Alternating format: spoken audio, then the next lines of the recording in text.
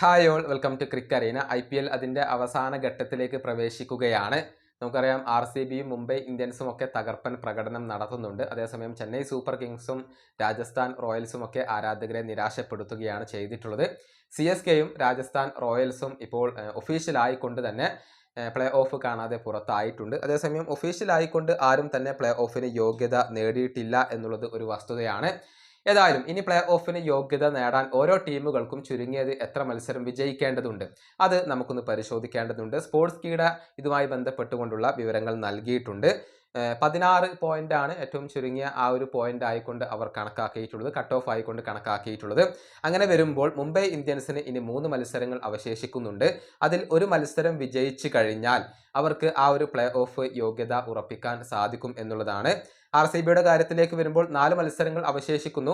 ഒരു മത്സരമാണ് അവർക്ക് വിജയിക്കേണ്ടത്. പഞ്ചാബ് കിങ്സിന്റെ കാര്യത്തിലേക്ക് വരുമ്പോൾ 4 മത്സരങ്ങൾ അവശേഷിക്കുന്നുണ്ട്. 2 മത്സരങ്ങൾ അവർക്ക് വിജയിക്കേണ്ടതുണ്ട്. ഗുജറാത്ത് ടൈറ്റൻസിന് 5 മത്സരങ്ങൾ അവശേഷിക്കുന്നുണ്ട്.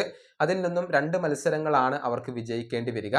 ഇനി ഡൽഹി ക്യാപിറ്റൽസിന്റെ കാര്യത്തിലേക്ക് വരുമ്പോൾ 4 മത്സരങ്ങൾ അവശേഷിക്കുന്നു. അതിൽ നിന്നും 2 മത്സരങ്ങൾ അവർക്ക് വിജയിക്കേണ്ടതുണ്ട്. LSGയുടെ കാര്യത്തിലേക്ക് വരുമ്പോൾ 4 മത്സരങ്ങൾ ബാക്കിയുണ്ട്. 3 മത്സരങ്ങൾ അവർക്ക് വിജയിക്കണം.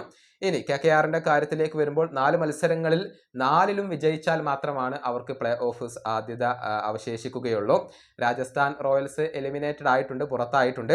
SRHന്റെ കാര്യത്തിലേക്ക് വരുമ്പോൾ 5 മത്സരങ്ങൾ അവശേഷിക്കുന്നു. 5 മത്സരങ്ങളിലും അവർക്ക് വിജയം അനിവാര്യമാണ്. CSK ആവട്ടെ പുറത്താവുകയും ചെയ്തിട്ടുണ്ട്. ഇങ്ങനെയാണ് ഇപ്പോൾ കണക്കുകൾ വരുന്നത്. ചുരുക്കത്തിൽ RCB, അതുപോലെ തന്നെ മുംബൈ ഇന്ത്യൻസ്, പഞ്ചാബ് കിങ്സ്, അതുപോലെ തന്നെ ഗുജറാത്ത് ടൈറ്റൻസ്, ഡൽഹി ക്യാപിറ്റൽസ്, ഇവർക്കൊക്കെയാണ് ഏറ്റവും കൂടുതൽ പ്ലേ ഓഫ് സാധ്യതകൾ കൽപ്പിക്കപ്പെടുന്നത്. ഈ വീഡിയോ അവസാനിപ്പിക്കുന്നു. അടുത്തൊരു വീഡിയോയിൽ വീണ്ടും കാണാം.